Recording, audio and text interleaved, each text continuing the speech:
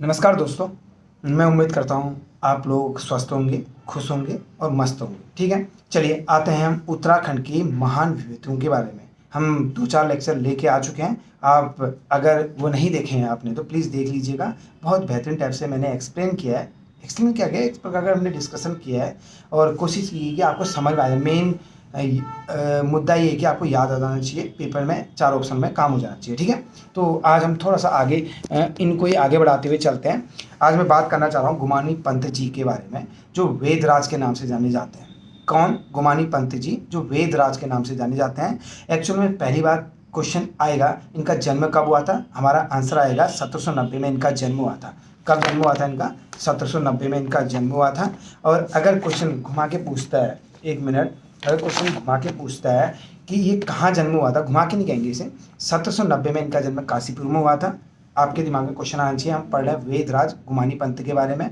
1790 में जन्म हुआ था, काशीपुर में जन्म हुआ था। पिताजी और माताजी दोनों का नाम डी से आता है।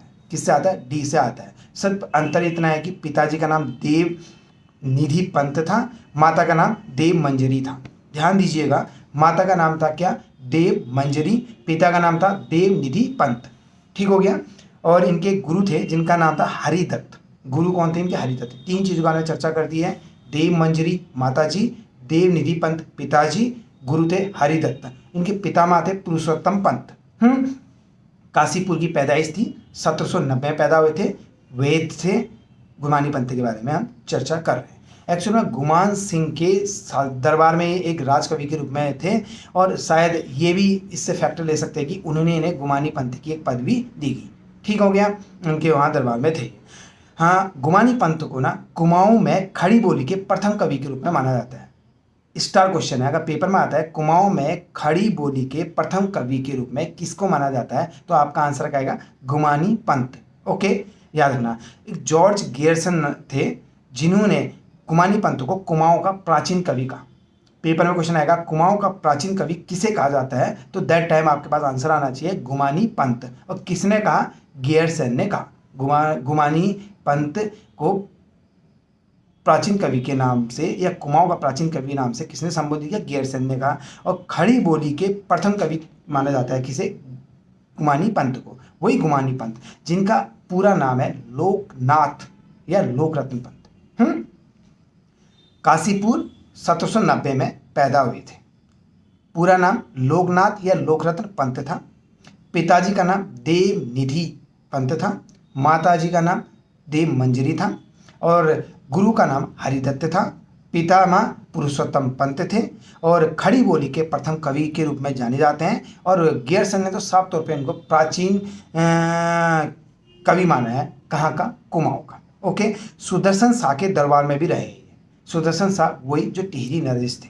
1815 में जब संगोली की संधि के उपरांत जो एक तरह से लयबद्धता आई, जो पूर्वी हिस्से में अंग्रेजों ने कब्जा कर लिया था और सुदर्शन शाह को टिहरी का इलाका दे दिया था, तो उसी समय के वो शासक थे। जब हम टिहरी रियासत बाद में चर्चा करेंगे कभी ऐसे ही गुफ्तगू करते हुए ना, तो उसके बारे में बाद में चर्चा करेंगे। याद रखना, टिहरी नरेश सुदर्शन शाह के दरबार में गुमानी पंत रहते थे और गुमान सिंह के उसमें भी रहते थे। ठीक है, पिता हरिदत्त इनके गुरु थे। पिता इनके देव निधि पंत थे, माता देव मंजरी थी और लोकनाथ या लोकरत्न पंत इनका पूरा नाम था। ये हो गया। देखिए, 2 शतक लगाए इनने, याद रखना, और एक महिमा रची। राम की महिमा इनकी रचनाएं हैं। और गंगा शतक और नीति शतक है। मेनली 2-3 याद करना, गंगा शतक, नीति शतक। 2 शतक लगाए, एक गंगा का शतक लगाया और एक नीति का शतक लगाया। ठीक हो गया, एक गंगा का शतक लगाया और एक नीति का शतक लगाया। और इनकी महिमा गाई ने राम की। राम महिमा एक इनकी रचना होगी, राम की महिमा, राम महिमा, नीति शतक और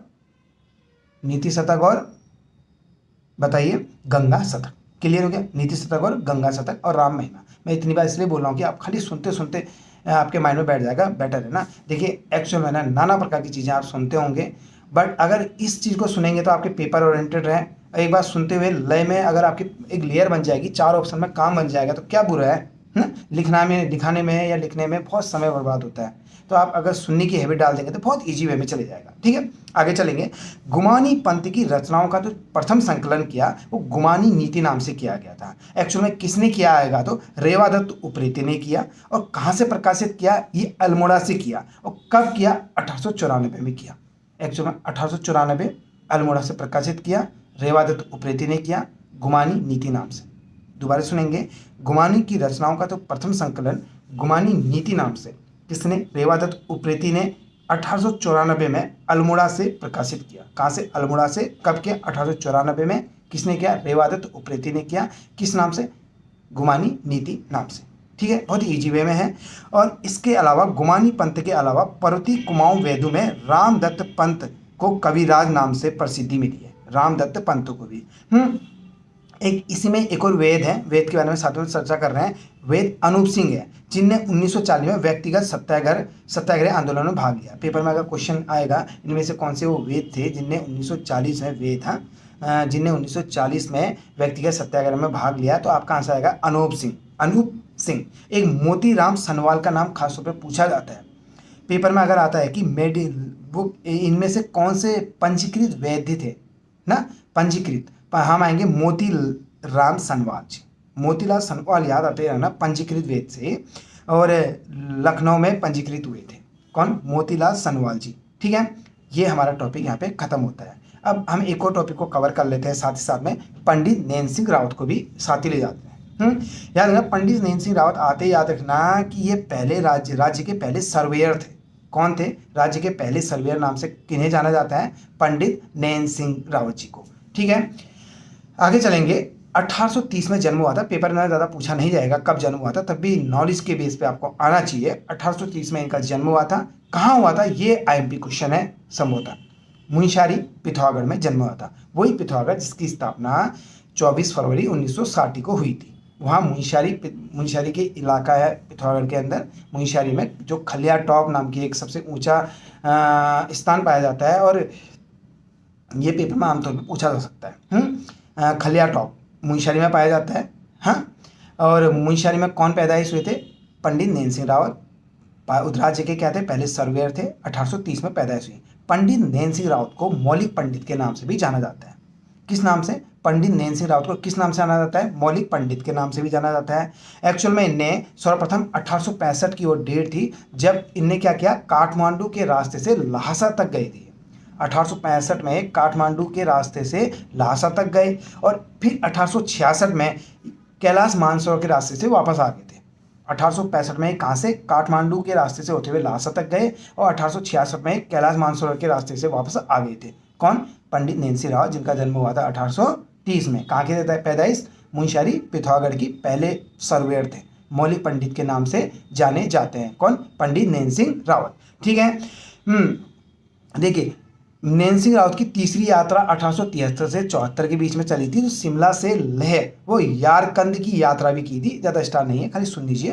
बट सबसे महत्वपूर्ण यात्रा का अगर हम चर्चा करेंगे, ये है 1874 और 75 की। 1874 से 75 की यात्रा है, जिसमें क्या, लद्दाख से लहासा तक होते हुए असम पहुंचे थे। कहाँ से, लद्दाख से लहासा तक होते हुए असम पहुंचे थे। 1874-75 की यात्रा सबसे इंपॉर्टेंट।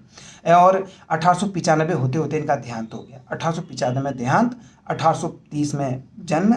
मुंशियारी पिथौरागढ़, राज्य के पहले सर्वेयर, मौलिक पंडित के नाम से जाने जाते हैं। पहली ये कहाँ से, काठमांडू से लहासा तक गए। फिर 1866 में ये कैलाश मानसरोवर से होते हुए रास्ते से वापस आ गए थे। वैसे तगड़ी यात्रा इनकी जो थी 1874-75 की थी, जो ये लेह से, शिमला से लेह वो यारकंदी की यात्रा की। फिर एटलीस्ट लास्ट में लहासा से होते हुए असम पहुंचे थे। 1895 में इनको देहांत हो गया था। ठीक है, पंडित नैन सिंह ने हिंदी में अक्षांश दर्पण नामक किताब लिखी थी। ये है सुपर स्टार क्वेश्चन इस चैप्टर का। पहला, कहाँ की पैदाइश, सर्वेयर, और यह किताब मौलिक पंडित के नाम से किसे जाना जाता है, पंडित नैन सिंह रावत को। अब आएगा इनकी किताब क्या थी, हिंदी में लिखी है किताब, ये भी याद रखिएगा, हिंदी में अक्षांश दर्पण नाम की किताब लिखी है। किसने, पंडित नैन सिंह रावत ने। कैसी किताब, अक्षांश दर्पण नाम से लिखी है पंडित नैन सिंह रावत ने। इनकी अन्य पुस्तक का नाम आएगा तो अन्य पुस्तक है इतिहास का रावत कौम। इतिहास का कौन सा कौम, रावत कौम। खुद भी रावत थे तो रावत कौम कह दिया। इतिहास का रावत कौन पुस्तक किसकी है? पंडित नैन सिंह रावत की है। अक्षांश दर्पण किसका है? हिंदी में पंडित नैन सिंह रावत का है, जिनकी 1830 में जन्म हुआ था। मुंशियारी पिथौरागढ़ में पहले सर्वेयर थे। मैं एक ही सांस में बोल दे रहा हूँ ना, ध्यान सुनना। मौलिक पंडित के नाम से जाने जाते थे और सबसे महत्वपूर्ण यात्रा इनकी 1475 की थी, जो शिमला से ले फिर यारकंदी की यात्रा की थी और एटलीस्ट लासा से होते हुए असम पहुंचे थे 1895 में। देहांत हो गया था। अक्षांश दर्पण इनकी रचना है और अन्य पुस्तक है इतिहास रावत की कौन, ठीक है। ब्रिटिश सरकार ने भी इनको सम्मानित किया था, नाना प्रकार के उपाधियां भी दी थी। देखिए, पंडित नैन सिंह रावत को कंपेनिंग ऑफ इंडियन एम्पायर की उपाधि दी गई थी सन 1875 के दशक में। कब? 1875 के दशक में। कल हमने चर्चा की थी, कॉर्बेट का जन्म 1875 में हुआ था ना। कहाँ हुआ था? नैनीताल में, ठीक है, गुड। हाँ, कंपेनिंग ऑफ इंडियन एम्पायर से की उपाधि प्राप्तकर्ता निम्नलिखित में से कौन से व्यक्ति है? ऐसा क्वेश्चन आएगा। आपका आंसर पंडित नैन सिंह रावत। मौलिक पंडित पंडित नैन सिंह रावत, ठीक है। और सर्वेयर पंडित नैन सिंह रावत। अक्षांश दर्पण किसने लिखा? पंडित नैन सिंह रावत। इतिहास रावत कौन किसने लिखी? पंडित नैन सिंह रावत ने। सुनते सुनते ही पूरा वीडियो खत्म होने तक आपके माइंड में ये चीज़ें छप जानी चाहिए। ओके, मैं उम्मीद करता हूँ आप प्रयास करेंगे, या रिवीजन बेस पे। कितनों को तो आप लोगों को आधी चीज़ें तो पता ही होंगी, मगर सुनते सुनते रिवीजन ही तो मेन है ना, मस्ट, ठीक है। पेपर नज़दीक है, आपने रिवीजन ज़्यादा से ज़्यादा करना है। देखिए, लंदन में रॉयल ज्योग्राफिकल सोसाइटी ने इन्हें सोने की घड़ी दी। लंदन की रॉयल ज्योग्राफिकल सोसाइटी थी जो, उन्होंने इन्हें सोने की घड़ी दी और अति विशिष्ट पेनेट्रस गोल्ड मेडल भी दिया। पेट्रेनस, क्या? पेट्रेनस गोल्ड मेडल भी प्रदान किया। अति विशिष्ट पेट्रेनस गोल्ड मेडल प्रदान किया। किन्हें? पंडित नैन सिंह रावत जी को। ठीक हो गया, आगे चलेंगे। पंडित नैन सिंह रावत पर 2004 में डाक टिकट जारी किया गया। सुपरस्टार क्वेश्चन है। पंडित नैन सिंह रावत के नाम पर डाक टिकट कब किया गया जारी? तो आपका आंसर आएगा क्या? 2004 में। कब? 2004 में पंडित नैन सिंह रावत के नाम पर 2004 में डाक टिकट जारी किया गया। और 2017 में गूगल ने उनके नाम पर डूडल बना दिया था। गूगल ने डूडल नाम बनाया उनके नाम से। आगे 2017 में आ गया क्वेश्चन। पंडित जी की यात्राओं पर लिखित किताबें हैं द पंडित, डरके वाले की द पंडित, और शेखर पाठक की पुस्तक है। दोबारा सुनूंगा, सॉरी, मैं थोड़ा रीड गलत टाइप से किया है ना, ध्यान देना। द पंडित और एशिया की पीठ में, इनकी यात्राओं पर लिखी गई किताबें। एशिया की पीठ में और द पंडित, इनकी यात्राओं पर लिखी गई किताबें हैं। बट एक चीज़ याद रखना, जो एशिया की पीठ में जो लिखी किताब है वो उसके जो राइटर है शेखर पाठक जी है। कौन है? शेखर पाठक जी हैं। और डेरेक वालेर, क्या कहा मैंने? डेरेक वालेर, इनकी पुस्तक है द पंडित। द पंडित पुस्तक किसकी है? यह है डेरेक वालेर की। और शेखर पाठक की पुस्तक क्या है? एशिया की पीठ में। महत्वपूर्ण किताब है किसमें? पंडित जी की यात्राओं पे, ठीक है। फिर नैन सिंह के भाई थे किशन सिंह, इनने भी सर्वेयर का काम किया था, ठीक है। हमने 2 पॉइंट और निपटा दिए हैं और मे भी ये हमारे मेन विभूतियाँ हो गई है। नेक्स्ट में हम जल्दी आगे को लेके चलेंगे और अपना ध्यान रखिए और बढ़िया जैसे पढ़ाई कीजिए, ठीक है। धन्यवाद, मिलते हैं नेक्स्ट में।